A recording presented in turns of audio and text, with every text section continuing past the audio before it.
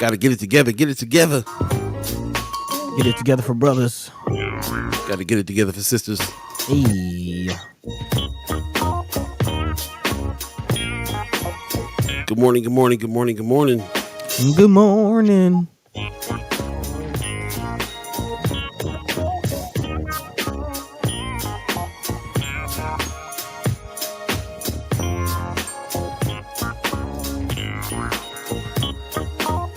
Check one. Check one.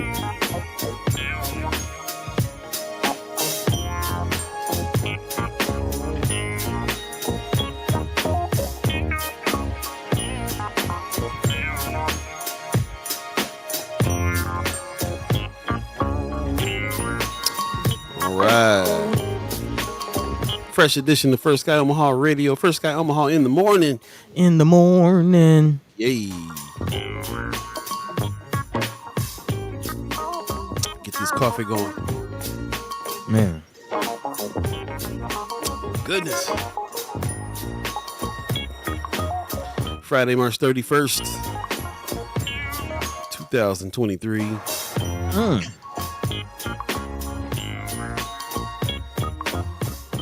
50 years of hip hop. 50 years of Paul Beeee. Quite nice how that worked out. Yeah, interesting. Time to wake up, move your body.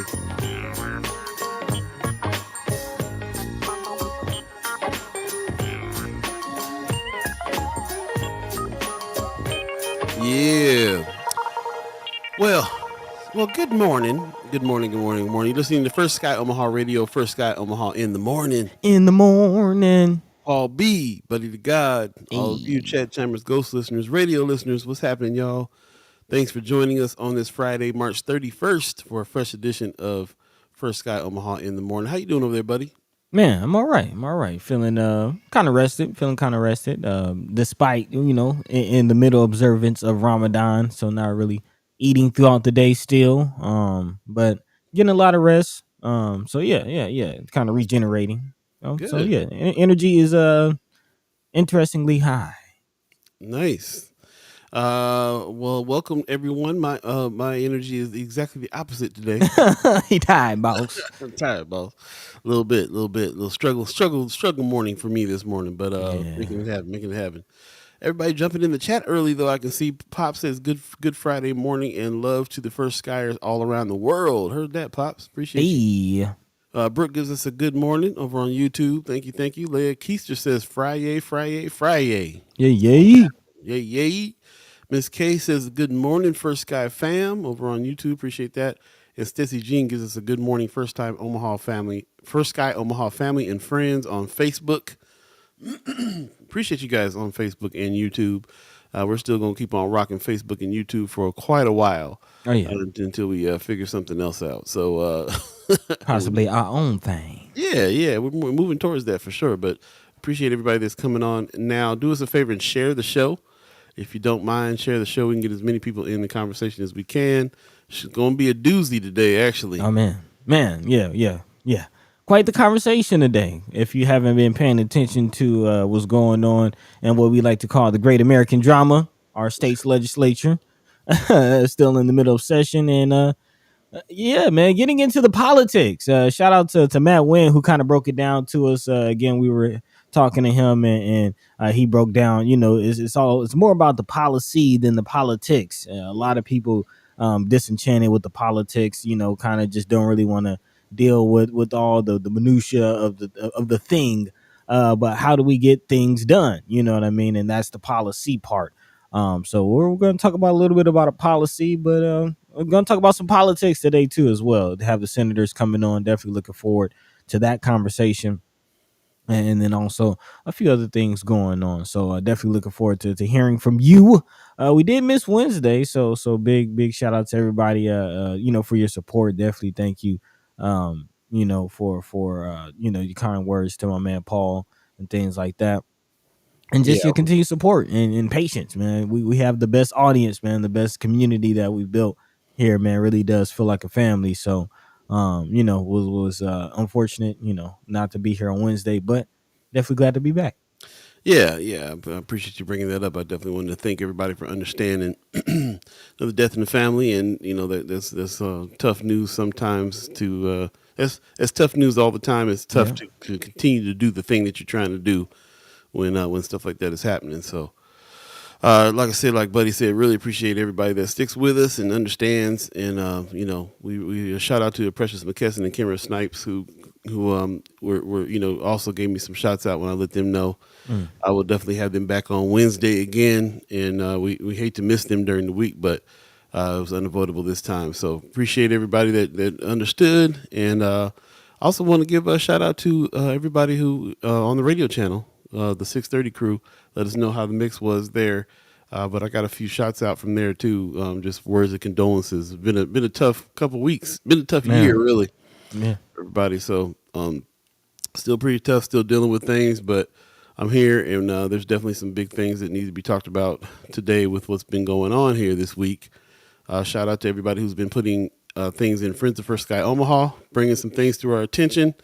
Interesting to see certain people's journeys. Marianne Williams is a contributor now, and she always is talking about her journey. What she went in thinking about what was going on and how that's shaped and how that got changed. And so I can't wait to get into some of those details. So shout out to her for that.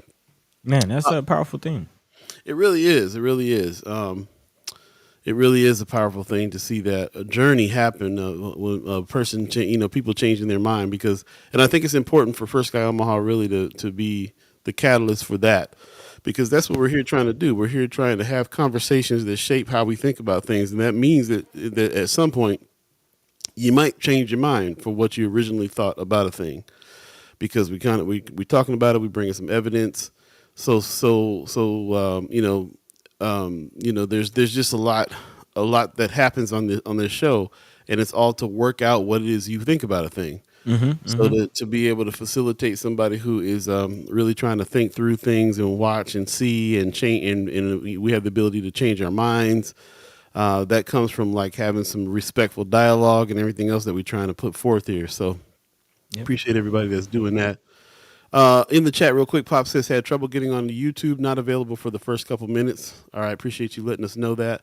I think I did read somewhere that YouTube works better when we have a countdown, kind of when you set the show up first. Really? So we're gonna make a few changes there. Blackity Black gives us a good morning with some sunshine. It is supposed to be pretty warm out here today, so appreciate you. Mama Guy says good morning, First Sky fam. Good morning to you. Pop says 199 subscribers. Man, one away. Okay. Somebody hit that like so we can get 200. Michelle Moreno says good morning with some sunshine as well. Appreciate you very much. Gwen Easter gives us a good morning. Thank you. Marianne Williams says, so sorry, Paul. I assume someone was ill. Yeah, very, very important person to me passed away this week. So, and you guys know it was on the heels of us doing the memorial service for Curly Martin, who was another mentor of mine that passed away recently. So it's been tough. But I appreciate that. Marianne Williams says we should always be evolving. Yeah, that's what I'm talking about. And this is the way you evolve. You talk about subjects honestly, talk about them with each other respectfully, understanding each other's points of view, and then really get to shaping things. So I appreciate this ability to be able to do this with you guys, and to have like-minded people in the chat, chimers, and then the ghost listeners that are open-minded enough to be able to change some thoughts when it's needed. So yeah, man. Tony Johnson 12 in the house says too much going on for people to be quiet on the group. Well, true. Excuse me. Yeah, so I definitely want to try to work a little bit more on prompting more conversation in the Friends of First Sky Omaha group for sure. There's ways, there's ways that we can try to do that. Again, we use chat in a way that I don't see happening anywhere else. I see most people are just putting their thoughts out there, or putting their rules or their beliefs out there and challenging people, but not really conversating so much. So I'm going to try to figure out how to do that more on Friends of First Sky Omaha, because you're right, there is too many things going on. He said if you post, you should respond to comments just saying, well, it depends on the post. We got to figure out how to generate conversation in the posts. Sometimes posts can seem, like I said, you can just be putting your thoughts and opinions out there and say and challenges and stuff like that, and it doesn't always spark response. So maybe ask questions. I mean, there's all kinds of techniques that we come up with in order to kind of generate conversation here, and we're going to keep on trying to do that. Yeah, I'm sure there's like polls and other tools we can use that we just haven't really dug into. Yeah, but I mean, even those are still like chat tactics. Like I really appreciate the way that we use the chat in acting as if we're speaking face to face. So how do you initiate a conversation? How do you Right. how do you draw people in and stuff like that? So that's kind of like what we need to be doing over there to get more stuff happening. And plus, there may be some refinement that we got to do on Friends of First Sky Omaha too, because there's a lot of posts that are like haps, and there's also a lot of posts that are just articles and people saying what about this, and what I'm saying, like, there's a lot of stuff going on over there that's like news and haps and all kinds of things like that doesn't really lean towards conversation happening over there. I think maybe more questions asked is the tactic I'm gonna try to use from now on. Or try that one out, just to pose some questions to people and see what the responses are on stuff, and try that. So anyway. Moving on, Rick Fulton in Facebook says, I'm in a hurry rushing around today making arrangements to travel to New York City so I can be there to heckle Trump when he makes his perp walk. All right, take some pictures if you're going. Yeah. Maybe you can give us a live report, see what you can do. We might talk about that. I mean, we can talk about it now. He got indicted. Okay, moving on. That's it. I mean, until he's. It's significant because never has a past president been indicted with any kind of crime. Mm-hmm. Very significant. Whether or not he gets convicted, whether or not he's going to jail over something, is yet to be seen, bro. I don't think that any of that stuff's gonna go down. We'll see how it works. I think that the big thing to keep our eyes open about this Trump situation is what his supporters are gonna be acting like when he gets in there and has to put his fingerprints down. We'll see how his supporters act. Yeah. To that point, I did hear a report about the perp walk and whether or not he'll turn himself in or allow it, to be a wild goose chase, and he wants the theatrics, and there is some feeling that he might want to go that route as far as going with the theatrics, and having basically forcing them to come get him and bring him in. And my thoughts are exactly what you said. What would that do to his base? How would they respond to that imagery? So to that point, yes, but yeah, that's about it. One thing I did see was one of the what were they called, the New York Five? Remember the brothers got indicted? Went to jail for all them years over something they didn't do. That Trump put out the ad on. He put that full page ad to bring back the death penalty to kill 5 black men who they alleged raped some woman. One of those guys spoke up like, we never got no apology there. So there you go, karma. That part. Kimber Snipes in the chat says, good morning, y'all. Good morning to you. She says, I post links all the time, informational purposes. Yeah, that's what I'm saying. There's a lot of information that's sitting on Friends of First Sky Omaha, links to stuff that people go check out.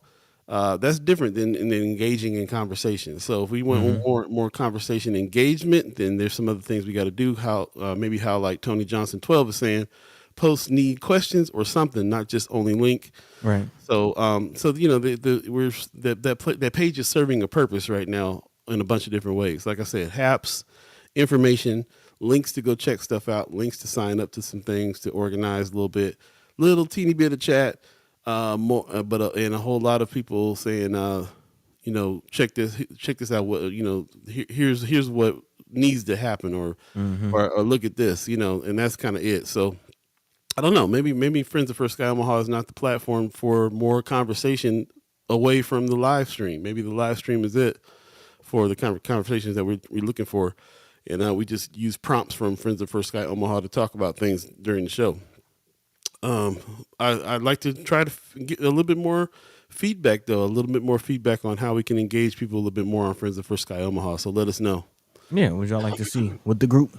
One more thing, Pop says it's supposed to happen on Tuesday next week. He will be arrested, fingerprinted, and have a mug shot. I think Tuesday is about to become my favorite day of the week.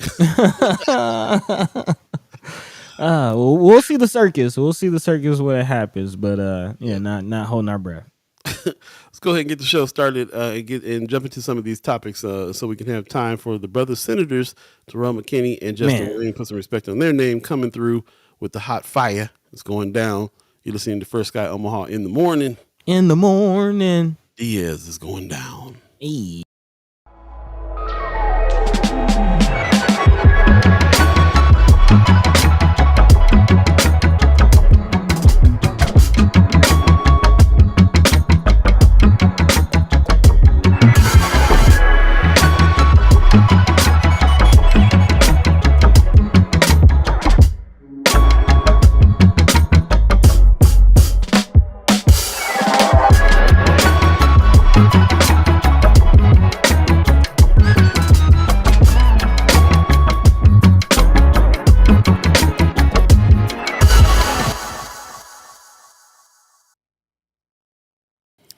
Good morning, good morning, good morning. What's happening? You're listening to First Sky Hey. Omaha Radio. First Sky Omaha in the morning.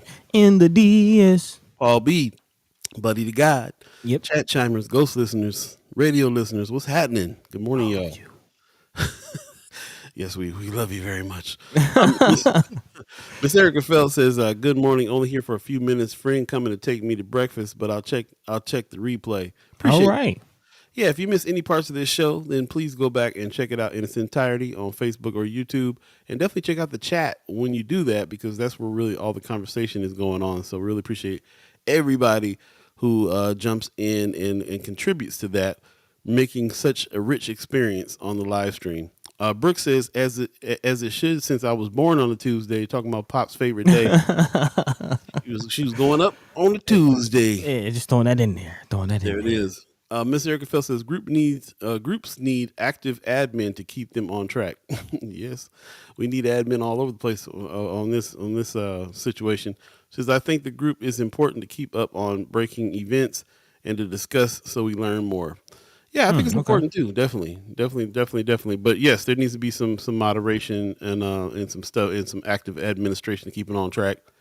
So when we grow the things and bring some more people on the team, we'll definitely that's definitely something that is on the list to do. So Yeah, man. make it work. But I appreciate the feedback on Friends of First Sky Omaha. That really helps for us to learn, figure out how to shape that as well, because the conversation needs to continue on even past these live stream moments for sure.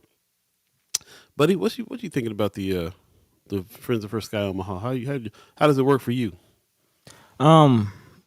Definitely works with me being kind of away.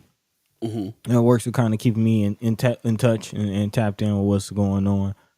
So I definitely appreciate everyone sharing the stories, the links. I definitely do find a lot of informative links, like so a lot of stuff that Camera posts, surveys and things that kind of make me think.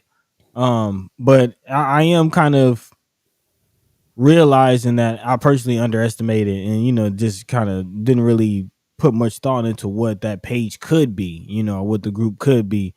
So I don't know. I'm kind of letting that rattle around my mind right now as far as what it could be. As of right now, I'll be honest, kind of using it more so as a news wire. Keeping in touch with what stories all of you find important. What's going on in your minds? How are you not only why what you find important, but why you find it important. The page has definitely been a good tool to do that. But that's kind of what the main thing that we've been using it for, or I'll say I've been using it for. So I would definitely like to think more about what it could be and love to hear more about what you all would like to see as members of the group. I've been trying to put more news on the main Facebook page, First Sky Omaha, the main page, and then letting Friends of First Sky Omaha be a little bit more loose, there's a reason why we started that group. It has to do with Facebook. So the way the Facebook algorithms and stuff work, they don't mess with you too much if you're in a group. They don't block a whole bunch of stuff. They don't block posts. They encourage everybody to get into groups and be able to kind of post and talk about what you want to talk about in there without too much interference. So that's one of the reasons why we went that group route. So everything is in there.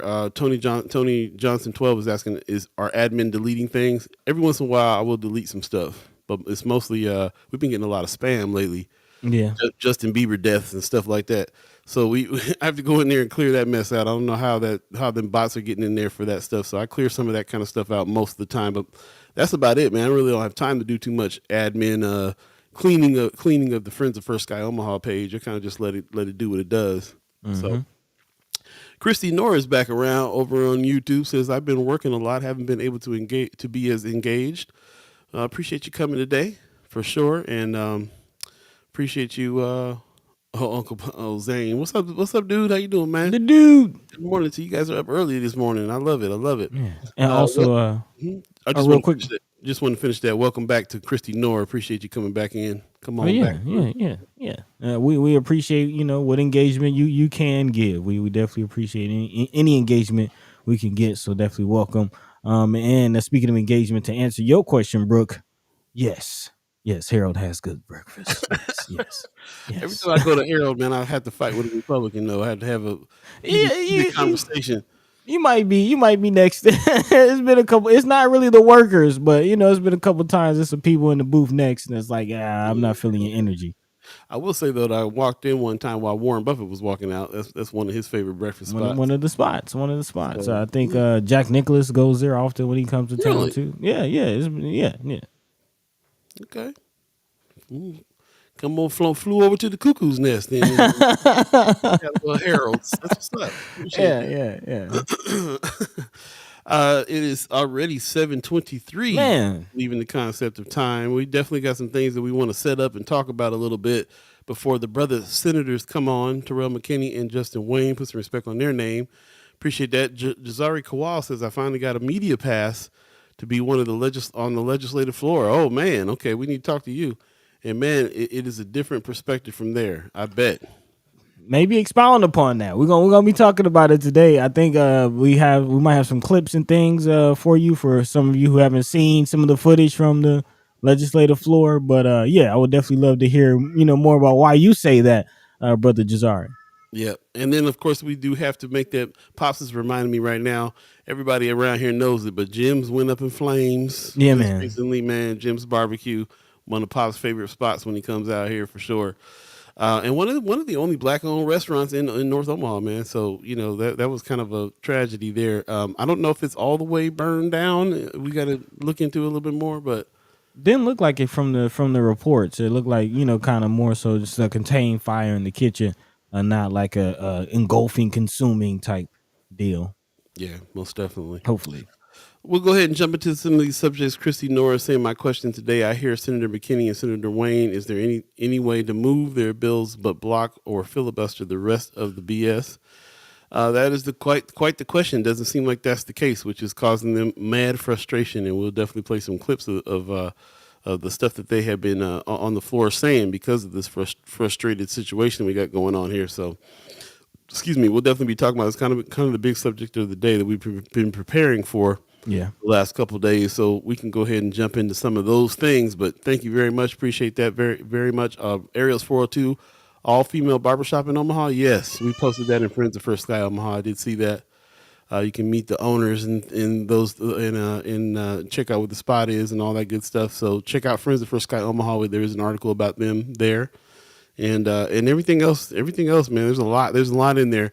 I know that it moves really quickly too. So the more stuff people post, the more stuff just gets pushed down. Hard to find. If somebody comments on an older post, that brings that post up to the top. There's a lot of weird stuff going on in the group to be able to find stuff. I'd like to find a better way to have to be able to find certain news. So when we're working on our website now, and hopefully we'll be able to spread some of those kind of things out on the website, a little bit more information there, put the haps in a different place, so on and so forth. So we'll keep working on it, and give us your suggestions too on how to do that. Maybe we got to start a different group for the haps. I mean, it's all kinds. It's endless ideas we can come up with here to be able to get more conversation happening and more clarity on what's being posted. So we love your ideas. Meantime, between time, we're going to go ahead and jump into the issues here at 7:26. If you believe in the concept of time, buddy, man, what's on your mind?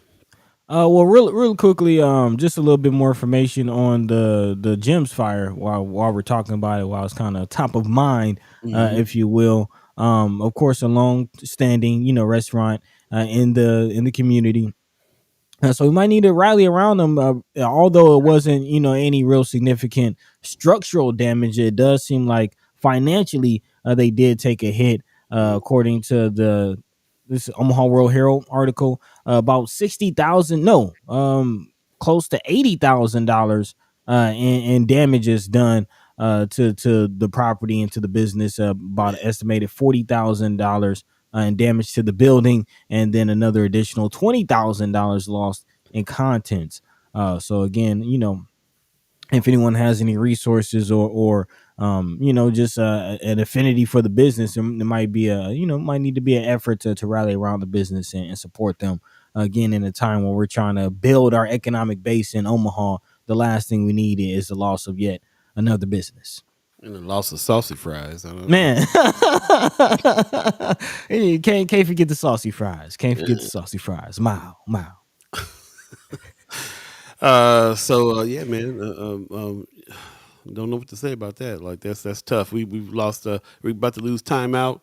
Yeah, man. You know what I'm saying? So, like you said, there's a lot of restaurants out there. Mr. Rockefeller said Southern Spoon is across from Hank's, right on the corner. Southern Spoon, that's right. Michelle took me over there. That's a brother that was involved in a couple of other. I think that's the same family that owns gyms. So that might help. Check out Southern Spoon over there, and they got some real good food too, right? Real. Actually, yeah, I have had some food from there. Yeah, Yeah, support. yeah, for sure, man. But yeah, man. I mean, honestly, just kind of side note, I had this thought like we should really get to the point in the community where if you need something, it needs to be from the community first. We need to really get that type of energy, especially if. And we'll talk about these economic recovery dollars and and where they stand as far as whether we'll get them or not. Mm. But while we're thinking of and rallying and just kind of building the energy to change our community, we definitely need to put forth the energy. Like if you're shopping outside the community, you kind of a traitor. You know what I mean? Like we need to really push that energy, man. We need to support, man. Shout out to Idle Vital. Shout out to everybody out there doing it, man. I'm loving the seeing, even being outside of Omaha. I love seeing what's going on in Omaha. We just need to keep going. Gwen Easter said, "I hope they have insurance. I hope they do too. I hope they do too, man. I'm pretty sure. I Jeez. mean, it's going. They have probably have some insurance going to cover some things, but probably maybe not the inventory that got the $20,000 worth of inventory. You can't necessarily put a insurance policy on some ribs. So I don't Yeah, know. Brooke said we have a family connection to gyms. Oh, okay. I'd like to know what that is. I ain't seen no checks, so I don't know how close the family connection is. But let us know, Brooke. Let us know what's going on. Ariel's 402 says Suge's Southern Comfort Food in Old Town Bellevue is legitimate. Okay. Yeah, I do like Suge's restaurant out there, but I very rarely get out to Bellevue though, man. That's the problem there. And also Tony Johnson 12 says hard to buy all you need in North Omaha. Very Agreed. true. Agreed. But Buddy, the way Buddy wants it, he wants to be like, where'd you get that toilet paper from? Buying from the enemy. I see you. You're a traitor. You're a traitor to your own kind. Of course, you can't buy it, but at least start there. At least start home. At least start there. Yeah, I would order I ordered my toilet paper from a black-owned company online. Did you? $85 a roll, but I'll order it anyway. There is that. Speaking of Idle Vital, I ordered some juice. And I wanted to see how her ordering situation was, so I ordered some juice. She had that watermelon juice on Facebook, looking good. Man, agreed. So I ordered some, man, and Idle Vital delivers. I forget that Idle Vital delivers. So shout out to her business model, and it was like super refreshing to get that to get that package. So she's really doing some good things too. Really appreciate that. Brooke said that's Dooney's son's family's place. Oh, okay, that's what's up. So family owns Jim's Rib Haven. Interesting. I was also thinking about their location too, man. I bet you when you went to North, did you always hop over to Jim's and grab some Bruh, that was lunch. That was lunch, after school snack. All of the above. Staple. Yes. Yes, sir. That was almost a rite of passage. Like, you know what I mean? Going to North, like, it was like saucy fries. What's that? Where you get that? You know what I mean? It was like, what? Hold on. What? It's like, yeah, it's right across the street. That's funny. Rite of passage. There you go. Pop says when I was little in Omaha, we used to have to go to Bellevue just to get good tacos. Man, things have really changed. You almost got to go to Bellevue to get good tacos still, Pops. I mean, Yeah. stop a little short on the south side, but you still got to go that way to get the real. Brooks said they are opening a new store on 16th and Sprague called Walker's. I'm curious about it. Me too. Yeah, if anybody has any information, what kind of store is that? Let us know. Kimber Snipe says, check out King's Fast Oil for your oil changes and other work on 83rd and Maple. Shameless plug. That's the nephew. Shouting out some black-owned businesses. She said she bought a car somewhere, too. Where she just say that at? She said she bought her car from Home Team. There you go. Oh, yeah, man. There you go, buddy. You ain't gotta. Hey, I'll take it easy. Where you buy that orange juice from? Buying from the enemy. Use a sucker. Take it from your own people. Bamboozled, led astray.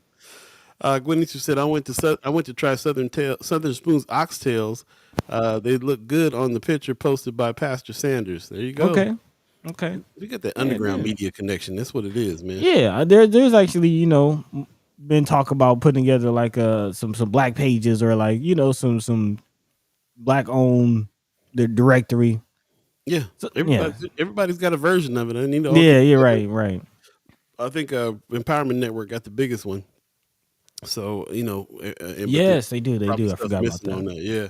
Forgot about that. But I mean, it's got to get sexier than that, though. We gotta, you know what I'm saying? If I ever opened up a spot, I would put a big old black owned sign on the front of it. Like, I used to think about coming up with some kind of like black owned symbol. You know how like Better Business Bureau will put their little symbol on the bottom of your page. FDIC got stickers. Yeah, man, we need something like that. Kind of see what's happening. Mr. Eric Phil says follow Southern Spoon. Follow Southern Spoon Facebook page because their menu slightly changes every week. Same thing with Taste of New Orleans. I'm over here in Benson, and that's where that Taste of New Orleans truck is. Oh yeah. And I keep up with them because they be like, hey, we got peach cobbler beignets today. I'll be right down. You don't say. And then I take them over there, and Buddy goes, "Where do you get them peach cobbler beignets?" Taste of New Orleans. That's right. Oh man. Anyway, man. So yeah, just want to throw that in there. Big shout out to everybody in the community doing it. We definitely appreciate y'all. Definitely, man, we need the support. And speaking of that, I don't know, man. You want to go ahead and set it up? We do have a lot to talk about. I'm sure the senators are going to be on here, and let's go ahead.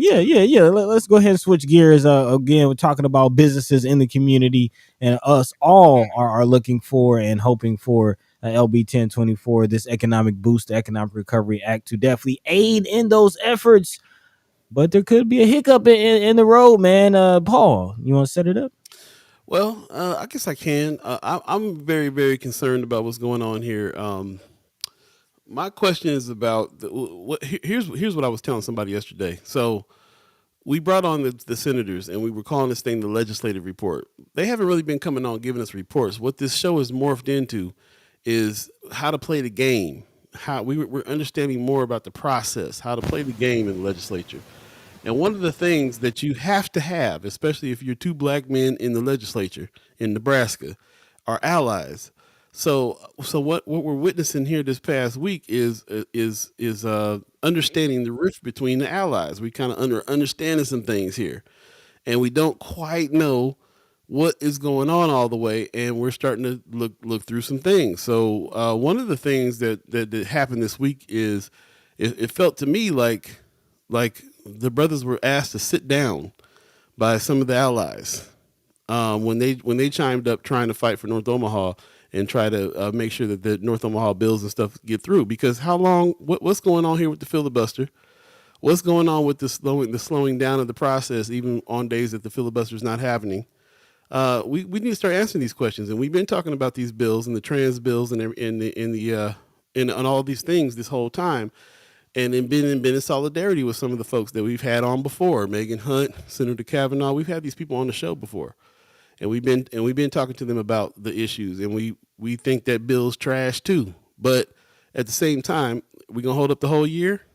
What about the black community's needs? So what I'm getting from people that are hitting us up and be in chat chambers and everything else are like, we asked the question last time the brothers was on. We asked them the question. We said, what kind of discussions are you guys having behind the scenes with the allies? Like, is there a game plan here? What's the deal? Well, what I've learned over this past week was Jen Day got up and basically was like, "We told you that we was going to do this, so sit down." I mean, that was kind of the attitude, and that was like, oh, okay, so the brothers is out there trying to work with folks, and really kind of getting when they like, okay, can we make some kind of compromise here, getting all this backlash.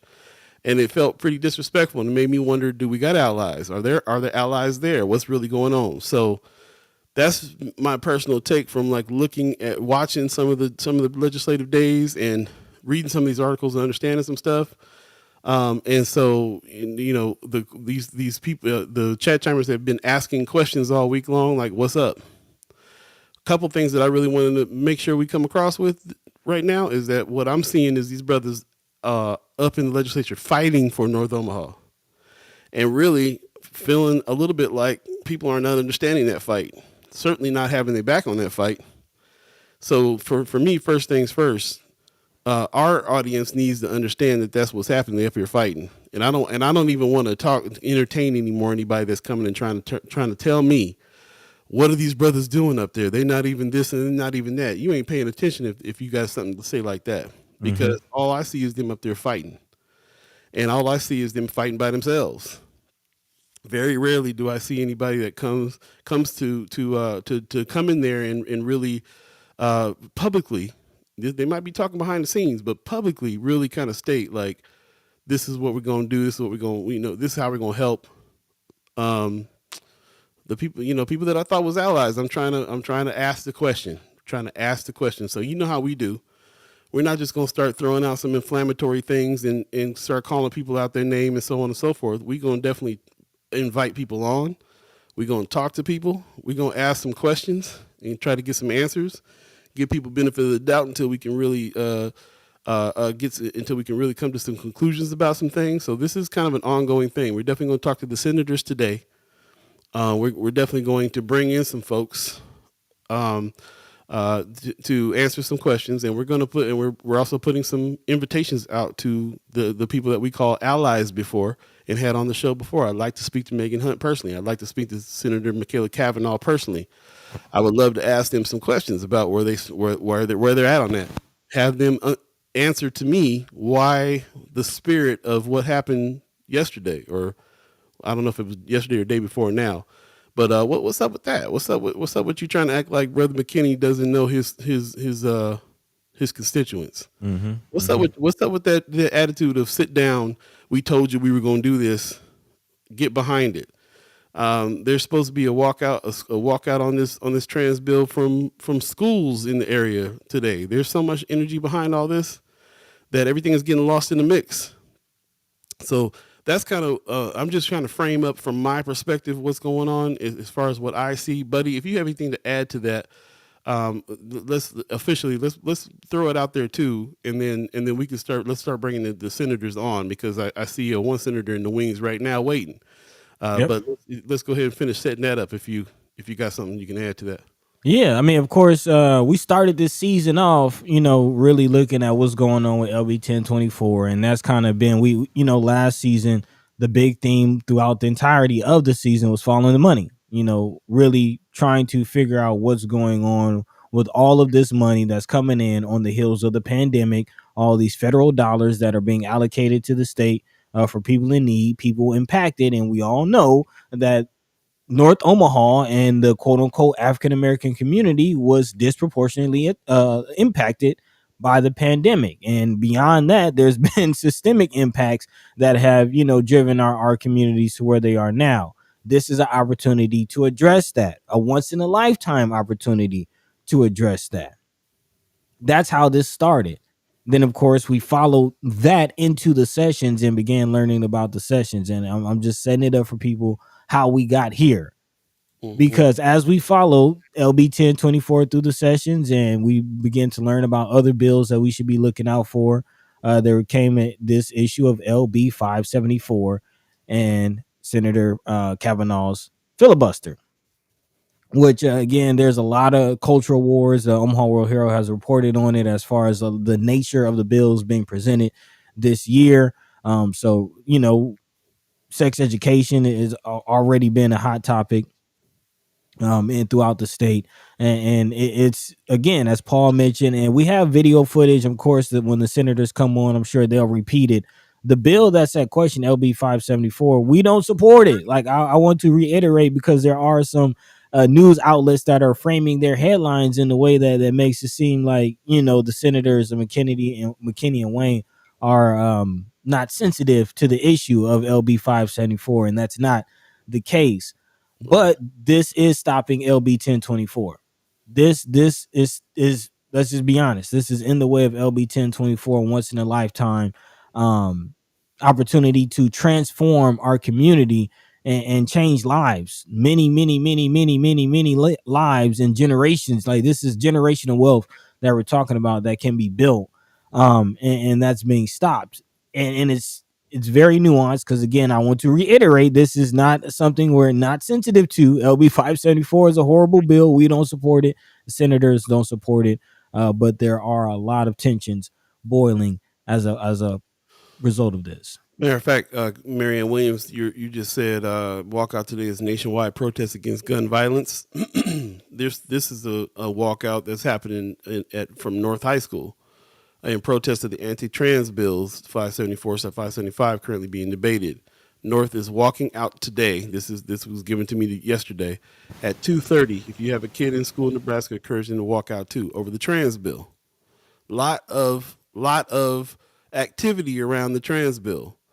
Um, I was with that in the beginning, and I started to float on down and through and understanding. Okay, yes, but there's other things at stake here too. And when are we gonna get to that stuff? And so that's where we stand. Get your questions ready. We're gonna bring on the brothers senators Terrell, McKinney, and Justin Wayne, and we're gonna have a real conversation here. Where's the help? Where's the help? Where's the allies? Ladies and gentlemen, Justin Wayne, Terrell McKinney. Good morning to you, brothers. How are y'all doing? Welcome. Good. How y'all doing? We hanging in there, man. We'll say that. Let me ask. How did we do in setting this situation up? Do we leave anything out? Where are you in viewing what's going on? Brother Wayne got his referee shirt on. Man, Where's the whistles? It's right here. Right here. I'm calling BS on everything today. You're out. I wish you would wear that up there and blow the whistle every time somebody starts talking. Real talk, I am. There's two freshman senators who are referees, and so I'm all about building these relationships. And I was like, on Friday we're gonna wear our referees and we're gonna call BS on everything. And they thought I was joking. And so Senator Hughes just texted me and said, I'm committed. I got mine on. I said, I got mine on too. So we're gonna be on the floor with some referee jerseys today. Oh man. Tech on the plate. You're out. Y'all making me addicted to the legislative. Channel, man. Oh man, that's too golden, man. No, you guys set it up right, and that's the first and foremost. We do not support this bill, and in fact, when the bill was first kicked out of committee, it didn't have the votes. I'm just being blunt about it. And if you look at Senator Kauf's public statements during that time, she didn't have the votes. I'm not going to get into the details of how they end up getting where they are today. I think people can see it for themselves. There's certain strategies you can use down here that will keep people separated, and there's certain strategies you use down here that will galvanize a group to come together, and that's what happened. So we are where we are, but I will tell you we've been successful right now to not 7575, which is an education committee that I'm on. We're not even executing on that bill, so it shouldn't even come to the floor this year. But again, if certain strategies keep being used and that group gets more galvanized and gets more steam behind them on their side, that could change. And the fact that the examiner just came out quoting McKinney and I about zero sum games, and I'm just going to be blunt about it. Zero sum games have never worked in the legislature for our community. There are times that I remember, or you can go back and look, when Ernie was here and a couple senators got together and they tried to do a zero sum game, they just suspended the rules and they moved like 40 bills from general file to final reading in one day. And it sits on final reading and they passed them all. There was a bill called the 1/3 rule. It was a law, and basically it says for judges your bottom number can't be more than 1/3 of your final sentence. So pretty much allowed everybody to be eligible for parole 1/3 of their sentence. Well, Mm. they were playing a zero sum game down here at that time, and Senator Persh decided he was going to put a cleanup bill in, which cleanups are really big bills. They're just changing ands and does and he or she to they, or just cleaning up the language. Well, they struck the 1/3 rule out, and when you're playing zero sum games, you can't see the whole board because you focused in on this one thing, and it was taken out. So now we got a lot of people in prison who aren't even eligible for parole until 85-90% of their sentence. And so historically, zero sum games never worked out for us. Mhm. And so that's been our thing. And I'll give you the last example because I don't want to take up everything. But like we passed a income tax first round. I'm looking at my numbers. It's going to cost the state 3.3 billion over the next 3 to 4 years. We got property tax debate coming up today. That's going to be about 500 million. We got an education bill that's now on the agenda. That's $1 billion. We got a canal project that's 569 million. So out of the 2.3 billion of new dollars we have this year, extra money, less than 1% right now is slated to go to Omaha, particularly East Omaha. Less than 1%. So while we're fighting all these other things, which I'm no problem with fighting, we can't allow all the money to go to rural Nebraska. And again, just so I'm understanding, there's a possibility of that money going to rural Nebraska if we can't get to all the steps that your bills that you guys have put in place can happen and get to the governor and get signed off on. Correct. And the other thing is so how it works is the budget gets passed or gets out on the floor on the 70th day of the legislature. So we still got like 2 more weeks. But after the budget's passed, there's money what they call left on the floor. So whatever they didn't put into things, they're going to leave it on the floor. And so Senator McKinney might have a bill that costs 10 million. We deduct it from that on the floor. So it's literally a sheet that says here's how much money. Well, when you start filibustering everything and say the session's over with, now they're going to push all their bills that cost money through, and there ain't going to be no money left on the floor. That's why Mm. you saw the income tax package go. Now you're going to have property tax today. Then you got the education package. So they're going to push all theirs through, and when the budget's done, we ain't going to have no extra money. So, and this is beyond the filibuster. So we're not even talking about filibuster. We're talking about whole days that are being taken up with stuff that's in front of everything that's in North Omaha that North Omaha needs.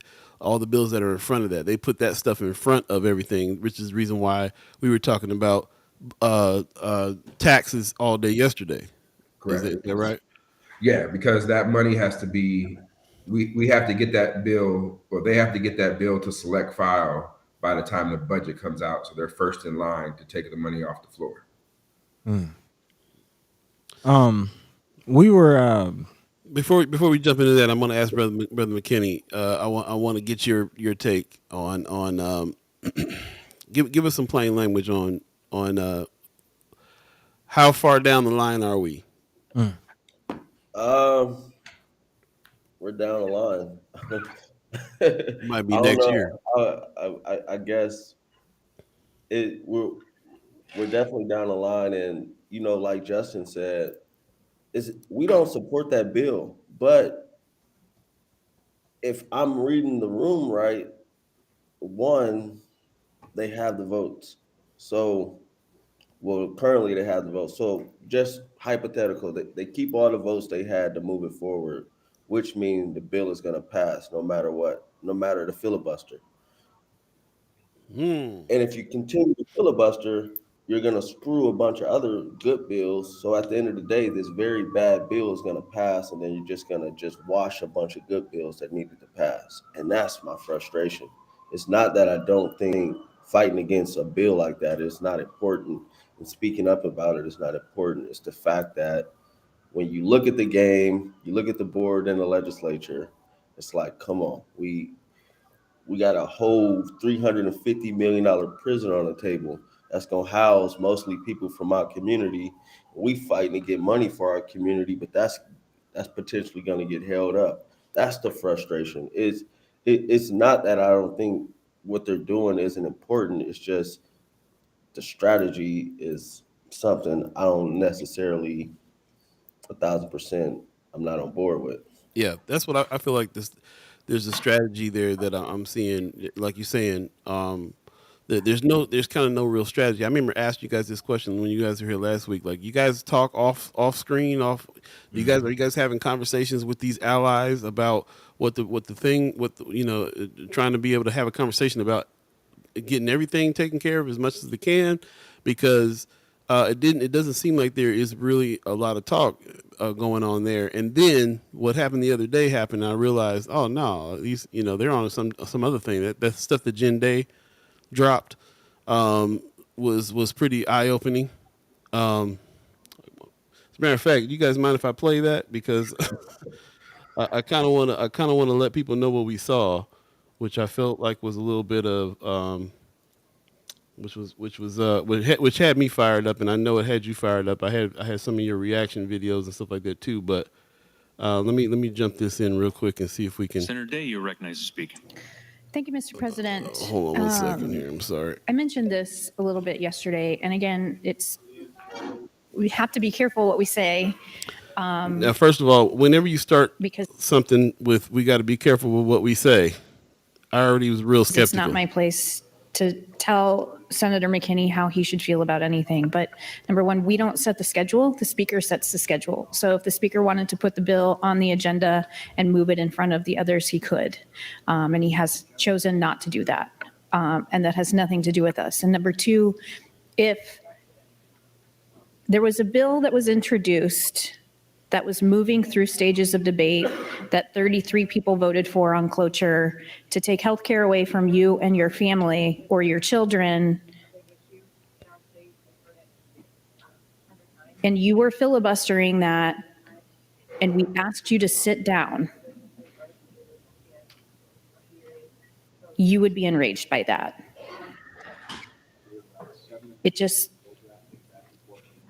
I understand the frustration. This has happened in previous sessions where I have had a bill on the schedule and wanted to get to it,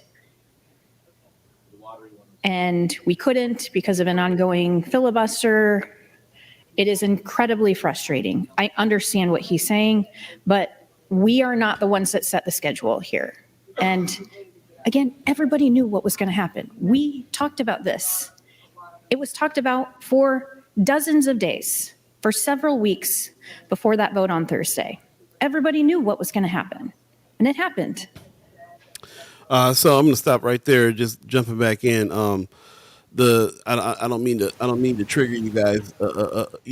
Play something that gets you heated up again. But what I felt like when I watched that was just such a lack of solidarity with coming up with, being able to have a conversation about what's going on. Yeah, they said they were going to filibuster 2-3 weeks ago, but that doesn't have anything to do with what the situation is now, which is obviously changed. Votes came in, lots of things that are happening now that warrant a new discussion and a new plan, possibly, so that we can get through the session with us being able to have some other things introduced besides just what this agenda is here.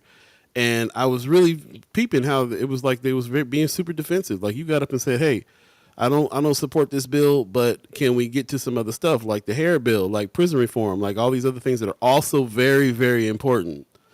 And basically they jumped up, and Megan Hunt too. She jumped up and started talking about the diversity. This is this is for the black community that we're doing this. As if y'all don't know what the black community needs, and you don't know the diversity in the black community already, and so on. Go ahead with comment. I can see if you. Yeah, I Um, don't know. I'm gonna jump in because when the comments started going down there, this is when you need to have more than just one person down here, because McKinney started writing a response, and I had to run down and say, "Man, we leaving the floor. We ain't gonna respond. We leaving the floor because we don't get the same pass."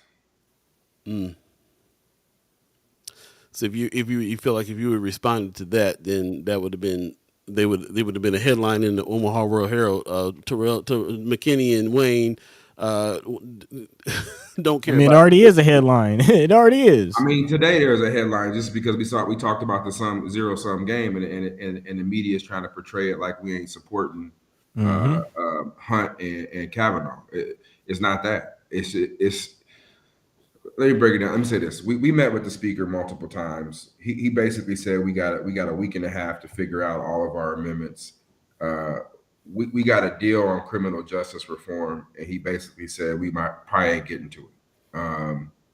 And so now I'm in a situation where I can't even really share the deal, because if we don't get to it this year, then there'll be that one person who leaves the correction facility and runs away, or the one person who reoffends, and then the county attorneys are going to come in and say, see, that deal y'all had last year, this is why we against it. So then they got a whole year to work against this criminal justice package reform because we didn't get to it. So it's really complicated, because as you're trying to move forward, you want to support, but there is bills that affects us personally.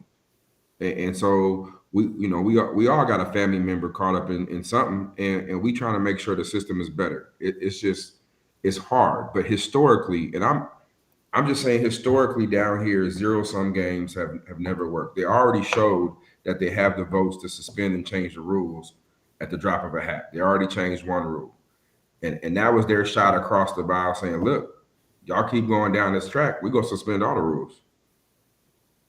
Right. I gotta bring up. Oh, sorry. Go ahead, Brother McKinney. See, I was trying to save you, bro. Here you go. There you go. Hey, this is the first guy you can say with the phone.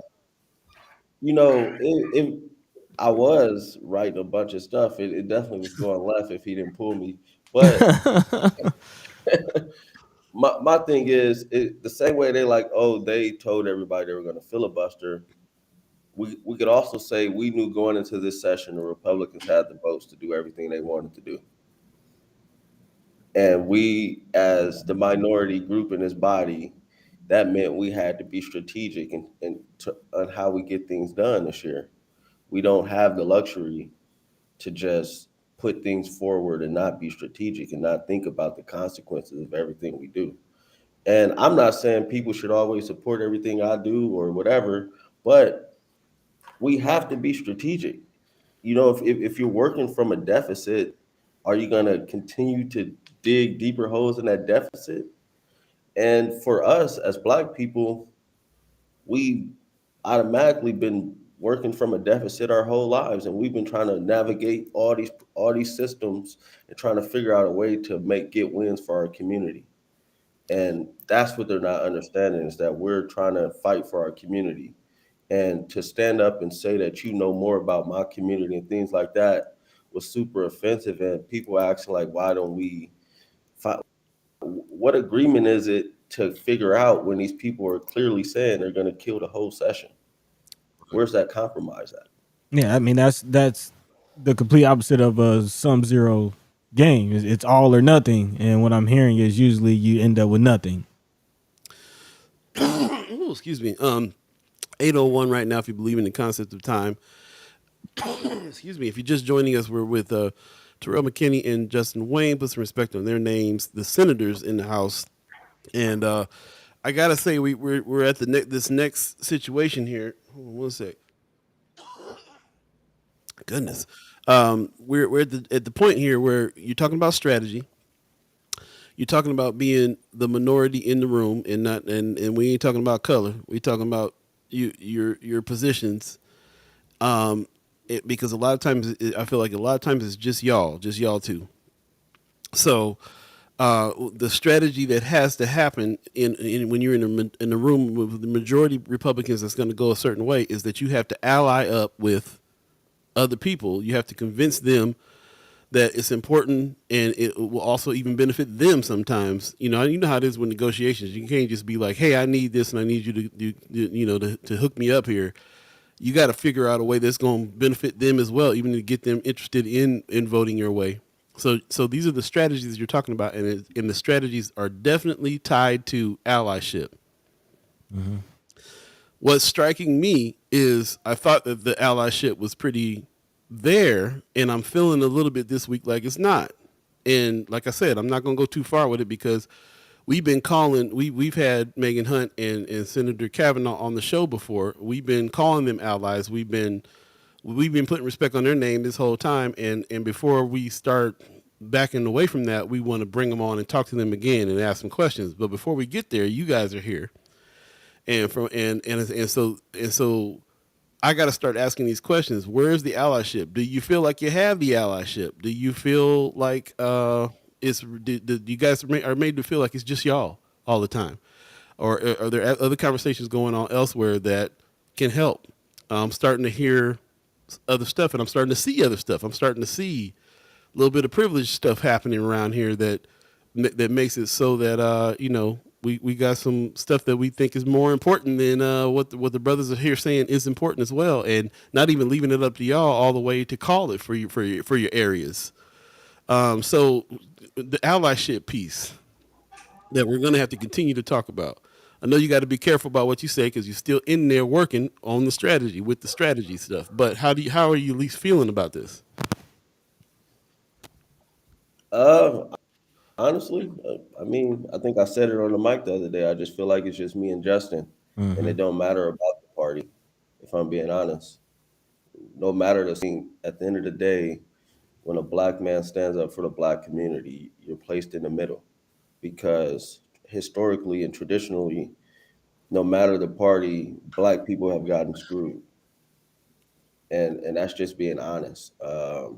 So, and it's hard. Maybe it's hard for them to understand the black perspective. Maybe that's true, but I feel like we are more empathetic to everyone else's causes, but when it comes to ours, it's always wait, but, and every excuse in the universe. And that's the issue I have. It's not that I disagree with them fighting against this bill. It's just that when it comes to us, it's always sit down, wait, or but, and that and it makes you feel as though you're on the island. Man, I thought it was powerful that you put Dr. King's words on the floor. And it unfortunately rings true, man. Justice delayed is justice denied. And it seems like, again, like you said, we're being asked to wait yet again. And to that point, you brought up something. You brought up a case that we've been looking into as well, LB 888 that happened a while ago. And it was a very big example to me of kind of like where it's giving me vibes about where they lie. Buddy, you got a little information on that piece that we can talk about real quick, just to set it up for folks. Yeah. Well, of course, we were talking about bringing up LB 888 in the spirit of allyship, man, and getting the support. Again. Actually, I think one of the chat chimers mentioned it earlier in regards to Jen Day. Yep, Marianne Williams, big shout out. She says Jen Day refused to add Native American genocide and African American slavery and genocide to her genocide bill. She went on to say she brought out the tears when Wayne confronted her. And this is, again, talking about allies. Where's the support that we're getting? Again, LB 888 dealt with what can be taught, what can't be taught in schools, what will be addressed as far as genocide. Of course, dealing with the spirit of CRT. And correct me if I'm missing anything or misrepresenting anything, senators. But LB 888 again dealt with the teaching of genocide, and it was passed that the Holocaust will be discussed, but not slavery, not the Native American plight. Those apparently didn't make it through, and there was an amendment to put those on. But the senators who we felt like were our allies voted to take it off because I guess they had their own reason. They felt like the governor wouldn't support it. But again, yet here we are, where the Holocaust can be discussed, but our plight is swept under the rug yet again. Brother Wayne, that was your amendment, right? Right. So on general file, we attached the amendment and it passed with flying colors to add slavery and the Native American genocide. And then there was rumors around that Governor Ricketts might veto it because of the CRT stuff that was going on. And so Senator Day brought an amendment to remove what we had just passed. And actually, many Republicans stayed with us. Some of the most conservative Trumpsters stayed with us. Really? Yeah. I mean, it wasn't CRT. It was just simply, if you're going to talk about genocide, let's talk about slavery and Native American genocide. And many people, which y'all keep saying allies, voted to remove that. And so, for that one, for me was like I didn't speak to a whole bunch of people until we got back in session. Partly, I had some personal stuff going on with my family, but the other part was I couldn't bring my mind to do that. But as Senator McKinney said, every day I had to walk back in there. It was towards the end of session and just deal with it. And even this year, Senator Day and I are working on a bill right now to restore the Mayhew cabin in Nebraska City. If you don't know what that is, part of the Underground Railroad. Senator Day prioritized it with the Tribal Commission and to give money to restore Fort Robinson. If you don't know about Fort Robinson, it's where the Black Buffalo soldiers were trained and where Native Americans were slaughtered and held at the Red Cloud Agency out in Fort Robinson down by Shadron. So, you take those lumps, but you still got to come back and get the work done. And I guess that's part of and in fact, when it came to leadership position, I was one of the ones advocating for Senator Day to get that position. Because as Senator McKinney said, we got to have short-term memories when it comes to working with people, because it's only two of us. And so you got to figure out how to build those relationships to keep it moving. See, that's why I couldn't be a senator. I'd be holding a grudge this is the last 3 years. I remember that time you shot that down. All right, then. What you need? What you need my help with? Nah, I'm good. Call whistle. Blow the whistle on the play on that. Call the tech. Yeah, but how does anything get done like that? How does anything get done? And to that, go ahead. Go ahead. Sorry. No, that's the point. How does anything get done like that? And to that point, where are we at? Right. You know what I'm saying? Like, how are we getting anything done? We are clear on what you guys are doing. The things that stand out to me is the dress code stuff, is the juvenile justice stuff, the suspensions for young kids, prison reform, of course the LB 1024 money. Some of these things are the things that I feel like are special things that North Omaha in particular need. And I don't see nobody else representing what North Omaha needs except for you guys there. As a matter of fact, it seems like you're getting roadblocked all the time.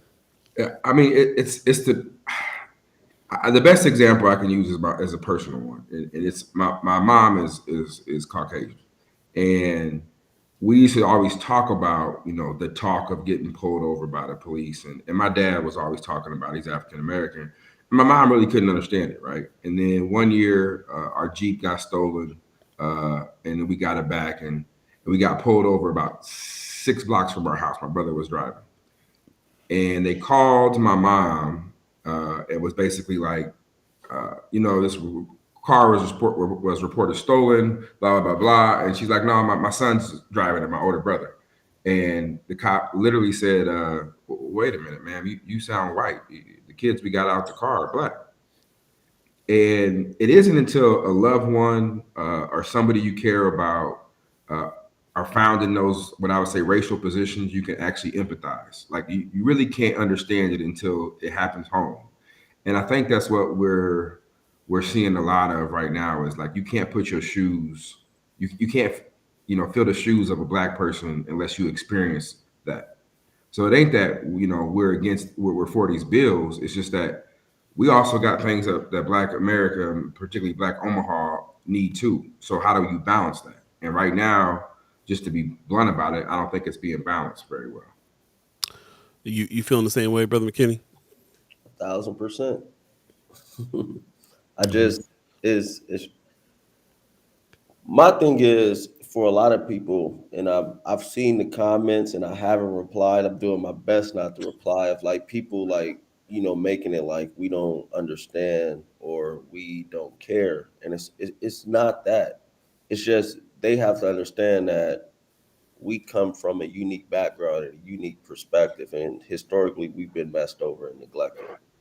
And we're doing our best to fight for our people and make sure that that doesn't happen. And I honestly don't care or not, but I'm never going to sit down and bite my tongue for my community.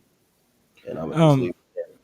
My question is this. Go ahead. Well, I'm just kind of wondering as far as you mentioned trying to get things done, and of course there's prison reform. That's one of the bigger things that y'all been talking about. But what is the reality of LB 1024 and this Recovery Act and the funds? If this doesn't is it a reality that we can completely miss that if this doesn't make it to the floor? Maybe. We're working on amendments. We're working with bill drafting. We just met with fiscal. So I think it will be heard. The question is, can it get through 3 rounds in the time period? And here's why I say that. Once the Republican agenda is up, which is really the governor's agenda, anybody can file a motion to adjourn, sine die, which means end of the year. Mm-hmm. That's 25 votes. Mm-hmm. So if the Republicans feel like, well, we're done, and so trying to navigate that in there to make sure it happens. Now we got a commitment from the speaker that he'll get it on the agenda, but budget's going to be in 2 weeks. Abortion's going to be after that. We started the taxes already. There's other people's priority bills that they want to get heard too. It's going to be tight. But for me, it isn't about just. Plain language is 1024 will get done as is. My concern is we are in a historic time where we got the most money extra that we've ever had in this state. Last year, we got 1024 from ARPA. That was the feds. We are talking about 2.3 billion, and we may miss out on all of that. That'll never happen again in our lifetime. That's my concern. My concern is 1024 is cool. I think we'll get that done. I really do. Okay. But do we fail if we don't access 2.3 billion? Are we letting our community down? And I did the math on that. I think actually in the session, because Paul and I watched through the video, you mentioned 3 million. And if I'm not mistaken, I think African Americans are like 13% of the state. 3 billion. Did the math. 3 billion. I did the math. 13% of 3 billion is actually like $340 million. And you're not even asking for from here. No, don't get confused. The money we got from Omaha was last year. That was out of a different billion we got from the feds. I'm saying this year there's another 2.3 billion on the floor. And we're getting none of that. Right now we got 0. And that's what I said yesterday on the floor a day before. I said right now, out of the 3 billion that Senator Linehan has said, we are getting 0. So my concern is, ain't my concern. I will be failing my community if I can't get this to North Omaha or something. Mm-hmm. And to be clear, the ARPA funds. But listen, no different than how Hunt and Kavanaugh feel if they can't stop this bill. Right. And that's my point too. Hunt and Kavanaugh seem to have a whole lot of support from that inside, outside the community, inside the legislature, outside in the community. And it's not the same energy when it comes to what you guys are trying to push for North Omaha. You guys are also very passionate about getting North Omaha what North Omaha needs. and kind of on your own with it, but have to come with that same energy of pushing and getting it, but you're doing it without having lines and lines and lines of people down the hallways in support of this stuff. And that's where we're trying to like come in. First of all, we're trying to come in from that side of things. Like, let's get some people outside to support it, but we can't do nothing. I mean, I guess we can do something. I guess we can write letters to some of the other legislators to be like, hey, would you please pay more attention to what the brothers are doing? Maybe that's a strategy, but you guys need the allyship. You also need the outside support. And I don't even know what else after that. You know what I'm saying? Like then it's up to you guys playing 3-dimensional chess, which you guys have already proven you're doing. In order to try to make this happen. I'm a little confused about that though, as far as Senator Kavanaugh's strategy, because I'm hearing that the LB 574 didn't have the support to begin with, and then she started filibustering and kind of holding things up, and then that kind of, as you mentioned, galvanized the group. Is that an accurate depiction? Like, was there initially the support, and if there wasn't the support, why filibuster to begin with? That bill was heard like a month ago. It was dead. So why filibuster and cause all of this? And that's kind of my frustration. Like you're holding up things, and now North Omaha it looks like going to get the biggest hit as far as us having an opportunity to get, once in a lifetime opportunity to get things done. And we might not get things done for a bill that probably wasn't even going to pass to begin with. I mean, I can't dwell on the we are where we are now, right? And right. we got to navigate this. I mean, we got to navigate where to go, and so we're negotiating. Everybody's negotiating. Okay. And I think we're gonna. I don't know if we'll ever stop the filibustering. I'm fine with it. Whatever's being dealt, we're gonna figure it out. Right now, we got a lot of support for additional dollars, but the issue is people get offended and they just go sit on the sideline, and that's the problem. Like when you look on the floor, if you're watching, you just got people sitting on the sideline. They ain't getting engaged. They ain't trying to cut deals. They ain't trying to, and that's where we come out in the losing end of that. We got to keep people engaged, and we got to keep people active about how we get things done. You feel like you're able to do that? Is that happening? Yeah, it's happening. I mean, yeah, I'm just nervous about the agenda and how it's being played out. Like if there's no money on the floor, then I feel like I let my community down. If I can't tap into 2.3 billion, then I don't know why the hell I'm here. I hear that. And go ahead. Just wanted to ask, as far as a clarification of the support and that we are getting. You said LB 1024 does look like that's going to come through, but those are federal dollars. Like, as far as if we don't get any part of this 2.3 billion, then effectively the state did not invest in North Omaha at all. Is that correct? That's what I said the other day. That the state invested 85 million, and I ain't saying that's chump change, but when you talk about billions. So to put this in perspective to the listeners. Over the last year and this year combined, we will have about 4.5 billion that has gone through the state coffers. And if all we got was 300 million, I mean, I feel like that ain't enough when you consider they're building a 569 million canal for farmers to get more water. Yeah, and for the area, the biggest the biggest city around, it just doesn't make any sense. Tell me, Ref, what you gonna be blowing the whistle on today? What you anticipate BS calls are gonna be? The lack of I don't even know. Like right now we debating whether we should give the governor more authority to oversee broadband, right? And what's interesting is that whole conversation is stuck in a rural Nebraska debate, but there's parts of Omaha that don't have broadband. And it's usually it's East Omaha, right? But nobody's mentioned that on the floor. There's reservations that have no broadband. When we're talking about poor and black and brown people, it seems like that's left out of the conversation. Hey. Still. Dive into the chat. Everybody, take a look. I'm not going to go back all the way up and start reading stuff out there. I think some of the general gist is what can we do? Are you feeling like you're getting help from the Democrats? I think we're answering some of them questions. Or do you feel like what is it that we can how is it that we can support better? Some of those questions there. I'm seeing Charlene Butts Ligon in the chat says, Senators, why aren't you putting the pressure on the other senators? We've been talking about that and answering those questions have been answered too. I've seen you guys personally get up and speak and put pressure on the other senators. I also see you guys have to understand that you got to play. You also have to work with the senators in order to get anything done. So there's a fine line between calling them out and working with them.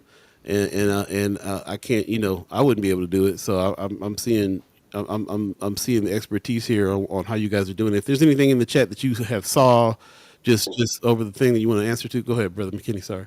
And that's what I think is missing. I think people have selective memory about what we've said on the floor. I've clearly stated multiple times, I am mad at both sides. I'm upset with both sides. I got a problem with both sides, how this is going. I haven't picked one side to pick on. They just highlighting that Day and Hunt and them are doing something. But I've said both sides have messed over North Omaha. I need to step up and show some leadership. So It's not that I haven't tried to put pressure on both sides. Every time I get up, I speak about both sides. That's what I do.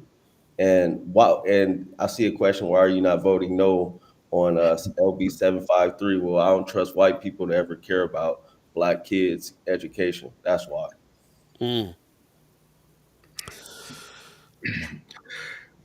So what we did 2 days ago, or maybe it was yesterday, I can't remember. The days are blended. McKinney and I both got in the queue at the same time, and then I filed a motion that I had be brought up right after McKinney got talking. So we had 20 minutes of uninterrupted where we get to share what we want. And part of that conversation was I'm in the middle on a lot of things, and I've always been that way. It is what it is. And so I'm the 33rd vote or a critical vote on everything. And so basically what we said was, y'all want our support, y'all got to start giving us our support too. Y'all got to start supporting us.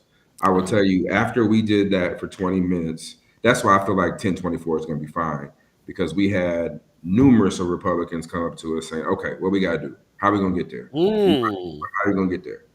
But the media is taking it as we taking a shot at the Dems, and it wasn't. We just saying, we was actually taking a shot at the other side, saying y'all want us on all this stuff, but y'all not supporting my community. So that's why I felt a lot better after that, because we had a lot of leadership on their side come up and say, okay, we will get this done. But now I'm like, okay, I get that part. But again, there's 2.3 billion that we still got to go after. Right. Hear that, man. 8:25 right now. If you believe in the concept of time, we know you guys got to get going here pretty soon. So I'm gonna go ahead and say I feel like I got some of the questions answered that I had. I want to try over time to explain more about what I'm seeing, and really try to clarify to everybody like what's being said and what's being done here. So we appreciate you guys coming today and coming back regularly, so that because you can't do it all in one conversation. This is definitely an ongoing conversation with all of it. So I appreciate that. Let us know where leave us with some what we can do to act. First of all, what us as a First Sky Omaha group, family, Chad Chimers, everybody can do to support and act. What can we do to help any of these processes out? Number one, and then give us some final words on where we stand today and where we're leaving off in order to get busy next week on stuff. So there's one thing I'm going to say that's incorrect about what Jen Day said is while the speaker sets the agenda, the body can always change the agenda. So today I'm dropping a motion to change the speaker's agenda to put Senator McKinney's hair bill back on the agenda. And we're going to see when that will be scheduled. And I think the speaker will schedule it. but two, we're gonna see if we can get that up on the board and passed immediately. Yeah, I think it's important. I think what people not understand sometimes too. Sorry to interrupt. Just thinking about this discrimination bill that there's so much energy around with the trans youth, but there's also discrimination happening with our kids in school over the hair stuff, especially with Black and brown folks, especially with Native American folks, and so on and so on. So I see that bill as being really, really important. We can't weigh what's important and what's not important. It's all really relative, and depending on the people who are introducing something. But for our community, which is a lot of Black and brown folks and indigenous folks, really kind of need that. So I appreciate you doing the work to put that back in play if that can happen. And go ahead and finish. I didn't mean to cut you off there. No, that's all I was going to say. I mean, at the end of the day, I just want people to know that we are backing the filibuster, but at the same time, we have to make sure that people understand that it can't be zero sum. That we got to sit down and figure out how to get some other things done. Yeah, can't be all or nothing. Mm-hmm. What about you, brother McKinney? What can we do to support, and what's next? I would say, just continue to have these conversations. I mean, if people in the community feel that, LB 531 or 630 pass, I would say reach out to those other senators and let them know how important it is for our community. That's probably the biggest thing. Yeah, I wasn't even thinking in terms of hitting the other senators up, but that's a great idea. Send them some letters, go talk to them about supporting what you guys are doing as well. So, yep. All right. Well, we appreciate you guys coming on, man. I'm trying not to paint this whole thing with this feeling of exhaustion that I have sometimes, because I know that you guys are probably fighting that as well. Just having to battle on a daily basis all the time can get very tiring, and we wanted to make sure that you guys be able to say what you wanted to say and have a little bit more lighthearted conversation here today. But I'm really concerned about these allies, man. Really concerned about what's going on here with some things. So. We're definitely going to be inviting some of the other senators on, and maybe we can talk to them about all those things. Yeah, real quick. I'm sorry. I just keep seeing people saying we got to negotiate. And my question is what is an acceptable compromise? So the 574 bill said basically, as written, it said no mental health, no prescriptions, no surgeries. For any youth who is thinking about transitioning. That includes mental health, which we know is a big deal. Mm-hmm. The compromise on the floor right now is they can do everything: prescriptions, hormone blockers, mental health treatment. You just can't do surgery. That's been rejected. So I don't know when they keep saying negotiate. I don't know where you move from there if people feel like they can't accept only surgery. And so that's kind of where we are. Like, I don't know what you negotiate, because I'm not going to negotiate less than the 325 million we got. Like, that's my floor, right? We already got that. Like, so nobody can come in and say, you can only get 200 now. Like, so that's part of the issue is I don't know where you go from now when their side feels like they took off 2 out of the 3 and people on our side are still saying, no, you can't, we don't want anything. So I don't know how you negotiate from there. So that's what I want people to. I don't think you can. Yeah. Again, that's the nature of all or nothing. And what she was saying to make her quit is if the bill dies. I think people keep missing that. Like, they basically said the only thing they want is for the bills to die. That's what you're missing. Like, a lot of people keep talking but don't really know what's going on in the inside, and you having a jaded perspective on what's going on, like we're not down here working and trying to figure this all out. Right. And repeat that again. You said that what we're missing is that what she's talking about, what she wants is all the bills to die. Yeah. So their stance is 574 and 575 have to just never be heard. And I respect that stance. Like, it's cool. That's their stance. But if that's their stance and the other side is saying, well, my bill did 3 things, I gave up 2, and now we're only talking about surgery, just surgery, that you can't have surgery until you're 19, then that the Republican side is saying, well, we gave in, and our side is still saying, no, we don't want nothing. Like you had an impasse. There's no workaround. So it's essentially Senator Kavanaugh who's not negotiating. It's again some zero, all or nothing. Yeah, but I'm not saying that's a negative. Like I said, Right. There's It's just as far as the issue of negotiating. Right. Again, there's no room to negotiate because Senator Kavanaugh has took a stance, right, and it's not budging. And I'm fine with that. All I'm saying is, how do we navigate the other bills? Right. Yeah. We could filibuster. We could filibuster every Republican bill, but let's not filibuster Dems. Let's not like that's what I'm saying. I'm like how do we get there? That's what I'm trying to figure out. Yeah. And we'll have to leave it at that, and leave it to you guys to figure out. So we'll come back in, man. And like I said, if there's anything that we can ever do and figure out how we can support better, let us know. Man, I'm throwing everybody out the legislature today. Get out of here. We're foul on the play. Definitely tune in. We will put thanks to the Nebraska Legislative Study Group. They always are posting what's going on from Nebraska, the senator floor there. So we reposted on Friends of First Sky Omaha. Watch it today because there's some things that you definitely want to check out and see for your own self. What's really going on out there? But I appreciate everybody's comments. I'm sorry that I didn't get to all the comments there, but definitely check things out. And go back and read those comments and get some of these questions answered, if you can, and let's talk it out. Let's figure it out. This is to me, this particular interview here was this day was a very kind of deep, not convoluted, but like it's more than nuanced today.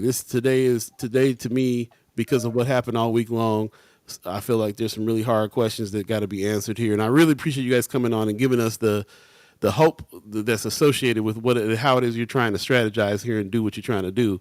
And again, if there's anything we can do to support, just let us know. Appreciate y'all. Yeah, man. Appreciate you too, man. Take it easy. I can't wait to see you blow the whistle on that floor, man. Be happy to see that.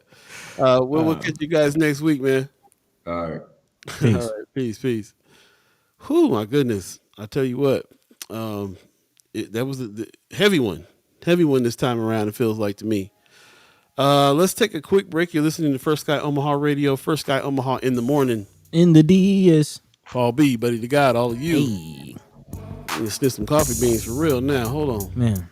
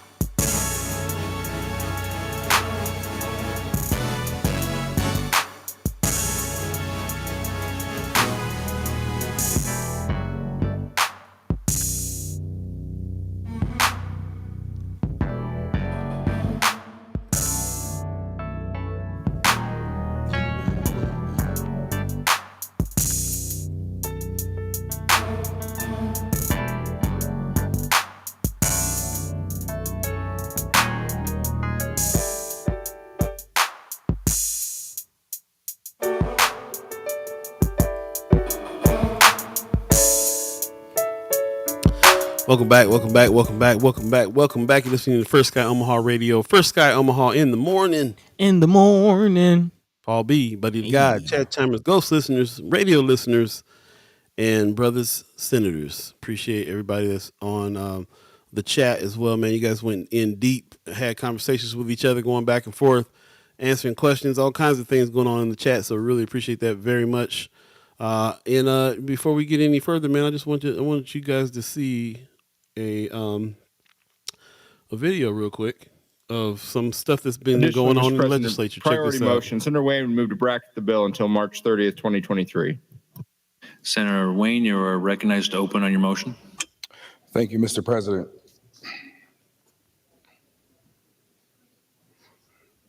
We have to compare notes before we go back to back, Senator McKinney, because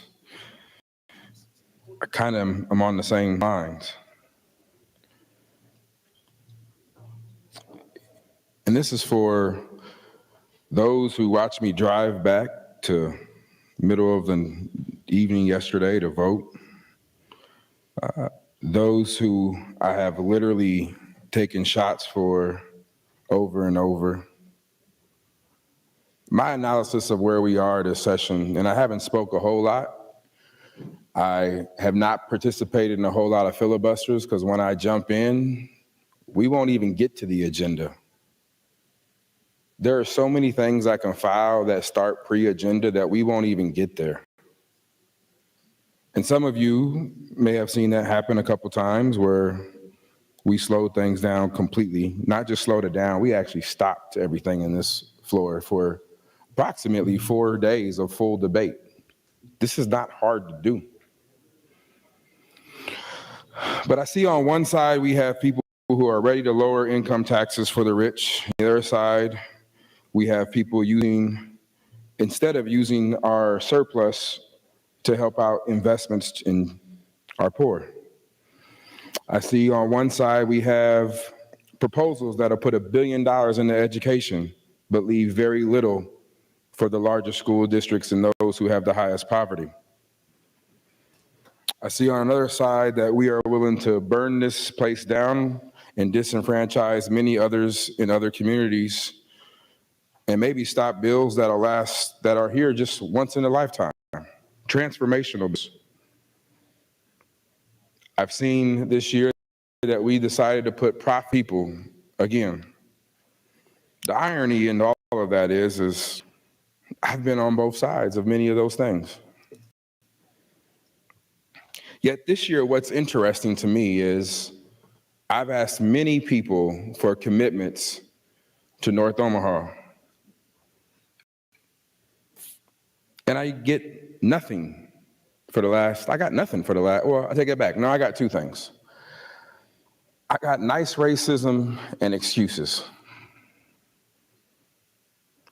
See, first, I want to remind people that was mainly ARPA dollars that went to North Omaha. This state did not invest hardly anything to the community. Out of $1 billion last year, we only invested $85 million to East Omaha. What I mean by nice racism is we always get told to wait, as Senator McKinney just said. In the education hearing, our exec today, many of us recognize that the issue of funding is around poverty, that OPS is capped at 30%, the same as Lincoln, the same as the rest of the school districts that are equalized.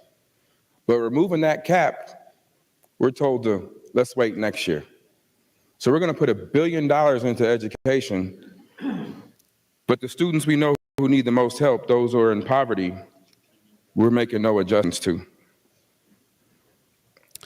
I'm gonna jump ahead a bit because I want to get to up there and every year I got to get up around the same time and say I'm off of everything. Other than the Water Trust Fund, where we actually put a limit to, you voted out with 25, you need at least 30. If you're serious about that, have that amendment to have at least 33.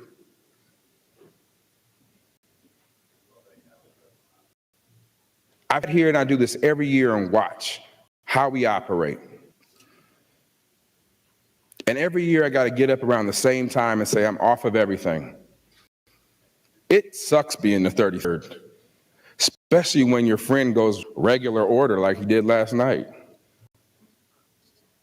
But the 33rd means if you're not going to deal with me, don't ask me to be the 33rd.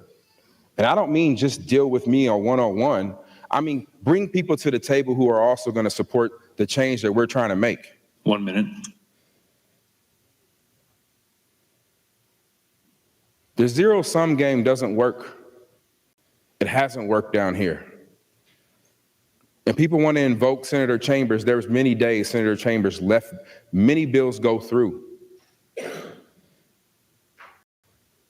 And what we did do, and what I've never done, is went after allies. We may talk on the mic and get back and forth with each other, that's fine. But I'm not going to file kill motions. And if I did, I'll apologize. Show me where I did. We're good. That's just not how I operate. I don't like the bill. Don't care for the amendment. Yielded time during the filibuster.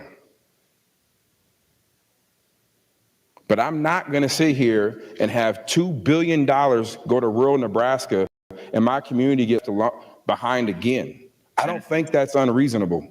Senator Wayne, you're on your next opportunity to speak. Just want to give you a little example of what's been going on this past week in legislature. A lot of people don't get a chance to see the frustration and the fight that is happening with brothers Senators Terrell, McKinney, and Justin Wayne. I was going to play another clip, but we're running out of time. There's another clip of Brother McKinney who's ready to jump over the table on some folks. Like he's so upset that we can't get where we need to get to, and when we stand up and when they stand up and say this is what we need, being told to sit down by quote unquote allies, who everybody's just trying to make what they think is important happen there, and unfortunately they're the minority in the room, so what they think is important is not going to be what the majority of the room is going to think is important, and that's their frustration of what they have to fight all the time about. Mm-hmm. Charlene, but I'm sorry if I can't pronounce your last name right. Ligon, I'm gonna say, is this saying, so why is Senators Wayne and McKinney supporting LB 753 that will benefit rich folks? We need that money to go to the schools. What we're trying to get at here is that the decisions that they make are always with North Omaha being the interest and being the subject. And sometimes you have to work with other senators on things that aren't really going to affect your community as much, so that you can get their support on things that will affect your community. And so I don't really know about the strategy behind that particular situation. We'll have to ask them again. We'll have to bring them on and bring them on again and ask them. Go ahead. I do remember, I looked it up. LB 753 is the Opportunity Scholarships Act and provide tax credits, which is something we have talked to Senator Wayne about in the past. And basically, he mentioned that he's actually supporting that bill for the very people that you're talking about, the needy, who are in OPS, and saying that they need options. That was again his answer, is he supports the bill because to actually make changes to OPS is going to take 40. I think he said like 40 years or something like that. In the meantime, those same families that you're talking about, Charlene, are going to fall through the cracks. And he says again that he supports 753 because he wants those families to have more options. Was his So appreciate the question and appreciate just the fact that you're asking the question, because that's where we start from too. We're like, this thing looks black and white, looks cut and dry. What's the deal here? Because it seems like this, and then we'll get an answer, and sometimes we're satisfied with that answer. Sometimes we might not be. But the point is to go ahead and ask those questions and to understand the strategy, understand what's going on. I think, like I said, having these brothers on was like a little bit of a legislative report. They're going to let us know what's going on the inside of the legislature, so on and so forth. It's turned into something else. It's turned into how to play the game. It's turned into how does strategy have to work there when you're the minority in the room? Mm-hmm. What exactly do you have to do? I'm personally witnessing some amazing moves. Some moves that I consider myself like halfway intelligent, would not have come up with that stuff at all. Some of the stuff that they come up with in order to try to get something done in there. Call it 3D chess.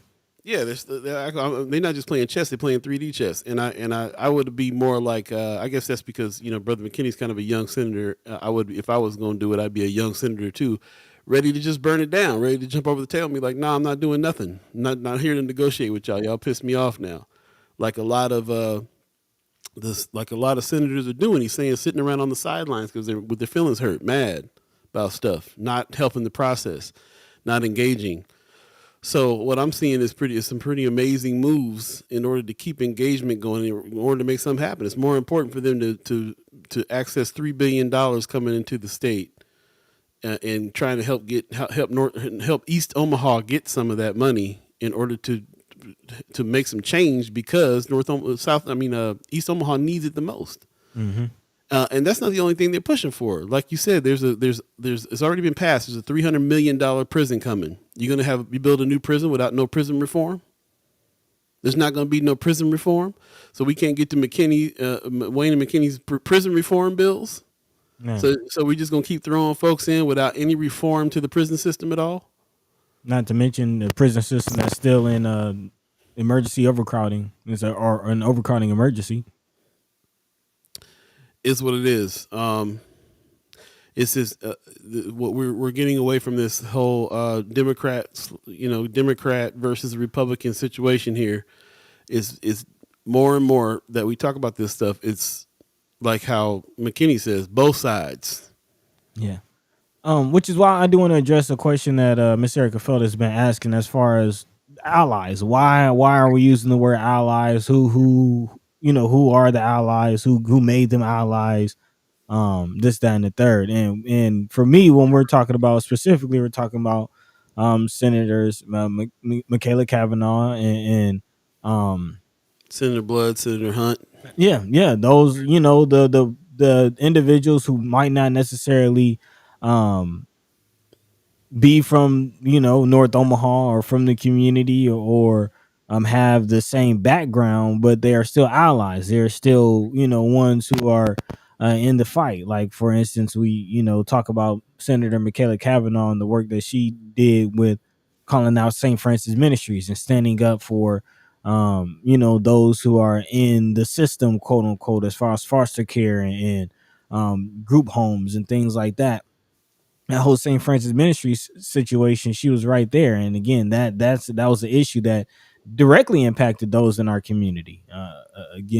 A lot of members of our community are part of that system and were directly impacted by that. And we were right there with her, allies in that fight. That's why we called them allies, because we have fought alongside each other on some issues, which is why we're calling them allies. But again, maybe our interests haven't always been aligned as much as we thought, which is what we're realizing.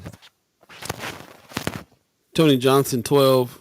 Allies one thing, but where is the Nebraska Democrat or Black Caucus in their support? I don't know. That's a good question. Because I'm assuming you're asking this question to, we're in the chat having conversation here. So you're asking me that question. I don't know if it's a point you're making, then we can go ask and find out, or you can go ask and find out. We can bring them on and find out. We can figure some of these questions out. But we don't really know where that is. And we can save some of those questions for when the senators come on if we need to do that too. Also, where are North Omaha groups who are applying for funding? That's a good question.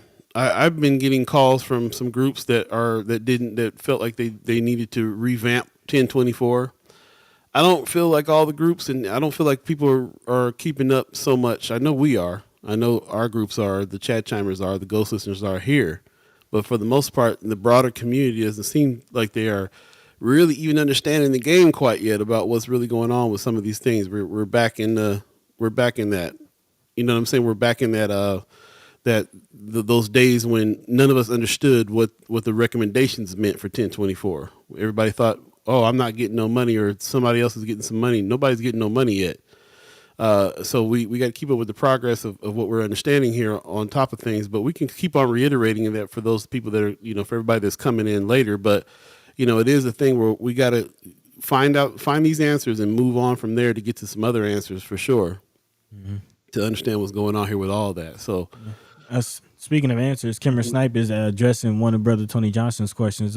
She says the Black Caucus is in touch with Senator McKinney to see how he wants us to support. So there it is. There it is. I want to see lines down the hallway, man, like how the drag queens was for the drag bill the other day.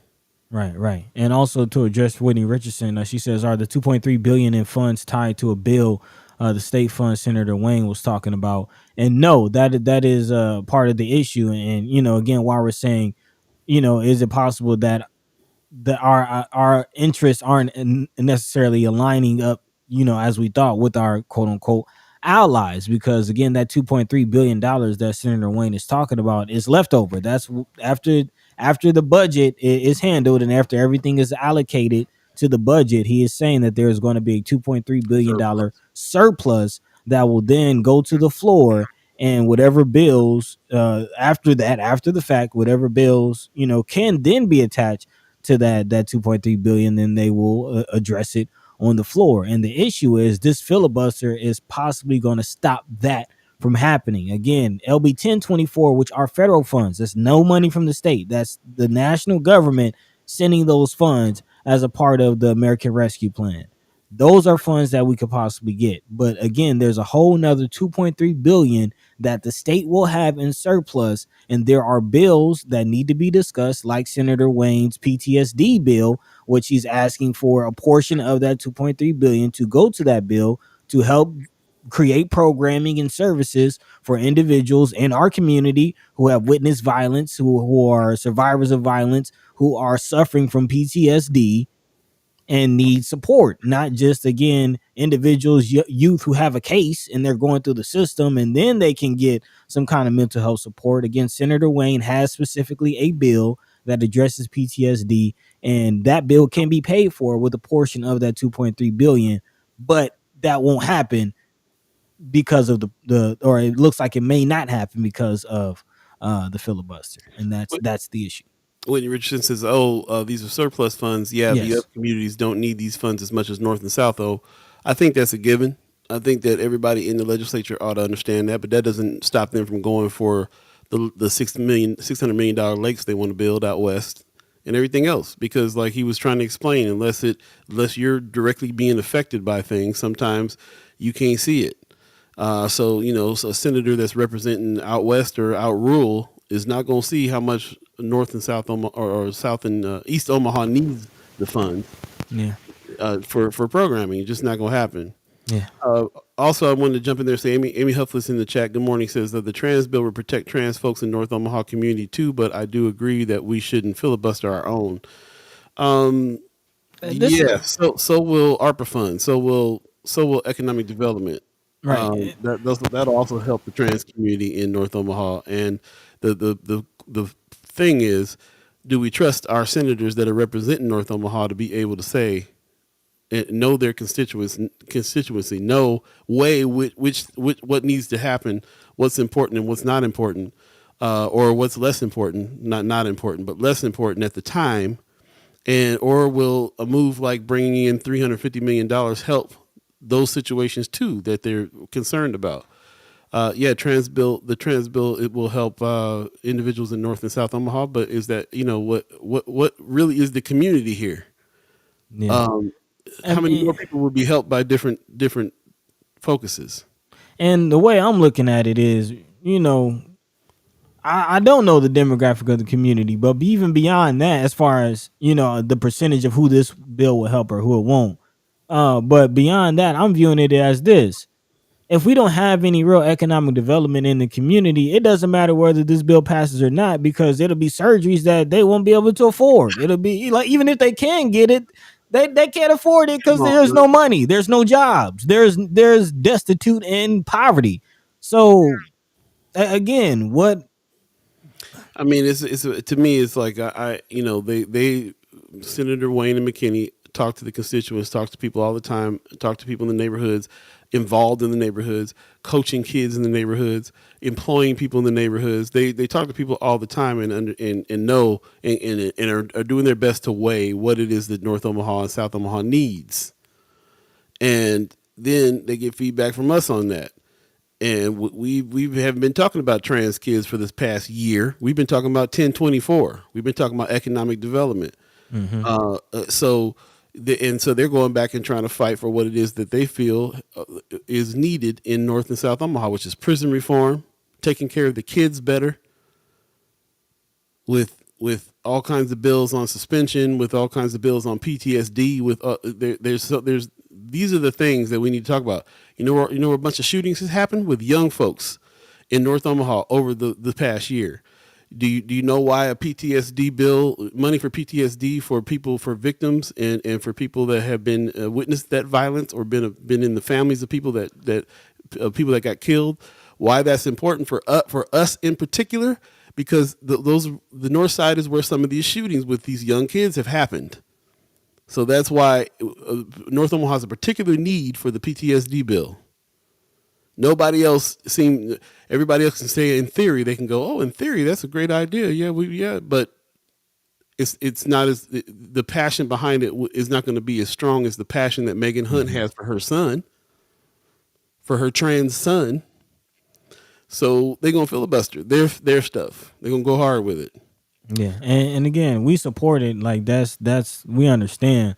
But it just, again, just feels like the issues that, it just feels like our issues are being put to the back burner again.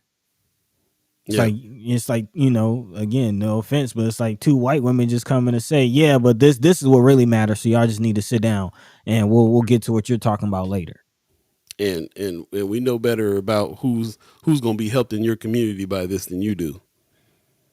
And you don't believe me, I got the clips. Look at the session. I might even post them back on Friends of First Sky Omaha so you can check it out. Most def. We're gonna move on here. Amy Huffless in the chat real quick says the Heart Ministry Center would love to work on an LR related to corrections reform, legislative report related to corrections reform. Bring those we serve to testify who have been impacted. Yes, I talked to Amy Holmes yesterday from there talking about this legislative report. We are First Sky Omaha is getting ready to shoot a series of documentary films on the reentry program for Metropolitan Community College, and so we're going to be in the prisons shooting some stuff about people coming in and out of prison, and thought that it would be a good matchup with Heart Ministries to couple that legislative report with that and present that stuff to Terrell McKinney so he can have even more backing going on. Just to let you, you're talking to Amy Holmes about talking to Amy Holmes. Look, man, now, I've been seeing Amy H this whole time. I'm talking about for months now. I'm going back, and I'm thinking that's Amy Huffless every time I see Amy H. So now I got to reprogram all the conversations, all the stuff that I said in the chat. It's me, Holmes. Okay, yeah, sorry about that, Amy. wrong, Amy. Amy Holmes. I'm thinking Amy, Holmes. Amy Huffless is. I'm thinking Amy Huffless is speaking on Amy Holmes' behalf. We got it now. We appreciate that very much. Thank you so much. We got about 1 minute left. Almost got out of here without an embarrassing moment. But thank you. Thank you very much to everybody who is jumped in here and is very passionate about these subjects. I'm definitely going to go back and take a look at this show in its entirety myself. You can do the same by going to Facebook page or the YouTube page, which, by the way, we just hit 200 according to So congratulations to us. We got 200 followers on YouTube. Thank you. Remind me when we have our kickback in the summertime that we will be making a toast to the 200 people that are now following us on YouTube. But go back and check out the show in its entirety, and please read the chats. That's really what's going on, man. Read the chat over on YouTube and read the chat over on Facebook. You guys know that is there was two different chats going on because we're broadcasting to two different places. So definitely check out the YouTube chat and check out the Facebook chat. Lots going on there. And again, I apologize, Amy Holmes. Yeah. Man, I'm trying to tell you, man, it's been like the whole time that I've been seeing Amy H. That's like a year. Yeah. I've been thinking it was Amy Huffless. Which brings about the question, what happened to Amy Huffless?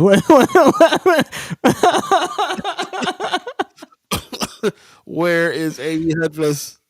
Oh man, that's a trip. Okay. Oh, there she is. Hey. Where? Did she just come? Oh, see? Okay, I'm not crazy. So Amy H with a dot is Amy Huffless.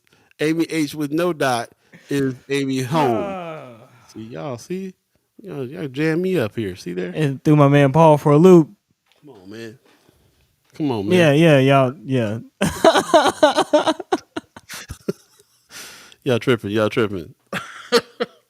All All right. Well, I'm get in my head now. Amy Huffless with a dot, and Amy H is Amy Holmes, no dot. Y'all let me know if y'all change up. If you change up, buddy, you got some words for the people. Where's Justin at? I need a foul on the play right there on that. Man, blow the whistle. Oh man, no, I definitely appreciate everybody for tuning in. All the Amy's, everybody else, we really appreciate you all. We love you. We thank you all the same. Big shout out to the senators for taking the time out of their busy schedules to help clarify some things. And also, man, big shout out to them for fighting on our behalf. Like really, you know, you can see and hear the frustration when you really watch some of these sessions and just some of the things that are being said, man. So big shout out to them for constantly going to bat. You know, and in a system where it always feels like you're alone, it's nice to have some kind of representation. For real. Yeah, for real. So a big shout out to them and shout out to everybody who's supporting them. And let's continue getting down to the nitty gritty of it together, man. Let's continue figuring it out, continue having these conversations. I see, you know, a couple conversations happening in the chat that we didn't address, but I appreciate that everybody can, you know, express opposing ideas and do so respectfully. That's what we're here for. We're not always going to agree, but we're definitely going to get down to the bottom of it together. So with that, Paul B, take it away. Right on, man. Tony Johnson 12 says use Tuesdays and Thursdays to meet at Scooters to mobilize. It's an idea. I'm working 2 full-time jobs, so I'm doing the best I can do on that. But I would absolutely love to help support in any way I can, and people getting together at what we call the headquarters Scooters right there on 30th and Ames to mobilize on Tuesdays and Thursdays. Looks like Kimra and our sister Whitney Richardson are going to team up and get up to Lincoln and rally some folks. So shout out to them. Let us know whatever we can do to support on that end. Appreciate you very much. And what else was I going to say here? All these Amy's. Yeah, we do have a nickname for Amy. I see she put one in. Kendrick Lamar's K Dot. Amy Holmes says just call her No Dot. No Dot. I love it. Pop says, thanks for a phenomenal show. Have a great weekend. And as always, send mad love from Las Vegas. Appreciate you, Pops. You got to get up very, very early. Man. Says, Paul, you doing great by co-hosting this show. Both of y'all. Thank you. I appreciate that. Thank you. Appreciate your show, too, and everybody that you have pulled aside to get some deep dive conversations going on your show. Definitely check her show out, man. Her show is bomb. Political Evolution with Whitney Richardson.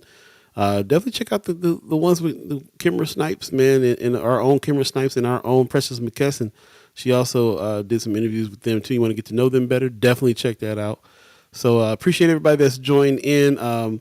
We absolutely are going for it right now. Black Women Rebel happening at the Benson Theater. Please check this out. It's going on now up until April the 2nd. And you don't want to miss this radio drama. It's really going to be great. So definitely check it out, Benson Theater. Go to bensontheater.org and check that out. Get your tickets now and get in there and support Black women, writers, directors, all that. We're going to get out of here. We're not going to drag it out too much longer, but definitely check out Friends of First Sky Omaha, where I will be putting some of the clips in. If anybody is doesn't understand the way these brothers are fighting, check out the clips that we put in Friends of First Sky Omaha and see the fight, and let's be part of it. So appreciate that very much. Thank you so much, all the Amy's, everybody that has joined us today. Ariel's 402, 200 subscribers. Congratulations today for us, 200 subscribers on YouTube. Man. Please keep telling a friend, like and subscribe and hit the bell when we come on. Then you know we're on. You can jump on and jump into the conversation. So anyway, Conversation Rules the Nation. Really appreciate this very much. Yes, sir. Teamwork makes the dream work. Season 5 going down. We thank everybody that's joined us, all the newcomers as well, all the newcomers that I'm seeing in the chat. So thank you so much for that. And you come back again, learn how we work the chat, learn how we work the conversation, so we can all have some great one-on-one discussion. I want to give thanks to the Omaha Tribe elders for allowing us to be on this land and speak while we're here. I want to give a shout out to our elders for allowing us to speak before them. Shout out to my elders a couple of my elders that have passed away recently. Rest in peace, James Thompson. Like a second dad to me in a lot of ways, and I'm very, very hurt by this. So spend time with your loved ones. This is what I always pull away from any of that stuff. There's nothing else to do here but live alive with one another. So get together, work on your art projects with your loved ones, all that stuff you've been talking about doing, putting off for years. We don't got time. So definitely spend time with your loved ones. Shout out to you, the chat chimers, for allowing us to speak with you, have all these great conversations, and getting down to the bottom of things. Shout out to the brother senators, Terrell, McKinney, and Justin Wayne, for spending their mornings getting up extra early to come on before they have to go battle the legislature. Shout out to them as well. Next Monday, we'll have Abby Kretz on from the Documenters program. So stay tuned for that show on Monday. You guys need to understand what the Documenters is doing. It's profound. It's huge.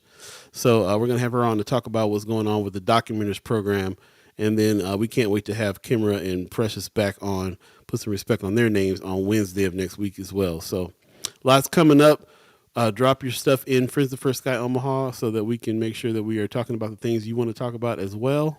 And we will see you Monday. You guys have a great weekend. Take care of each other. Let us know what's going on this weekend too. Drop in the Friends of First Sky Omaha, since we didn't really get to do a HAPS today. Let us know if there's anything that's worth us checking out with you as well. So with that said, buddy, you ready to get out of here? Yes, sir. Y'all take care. Until next time. Peace. Peace. By the way, Vanglorious, this is protected by the red, the black, and the green.